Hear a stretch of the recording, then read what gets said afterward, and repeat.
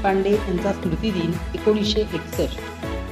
आज आपण चिंतनामध्ये स्वामी विवेकानंद यांचे विचार ऐकणार आहोत। कोणताही सद्विचार किंवा प्रेरणा तुमच्या चित्तात उगम पावली तर तिचा पाठपुरावा केल्याशिवाय राहू नका। या कामी धरसोड न करता आपल्या विचाराला एकसारखे चिकटून राहा। मागे कधीही न फिरता मोठ्या धीराने ही लढाई सतत सुरू ठेवा।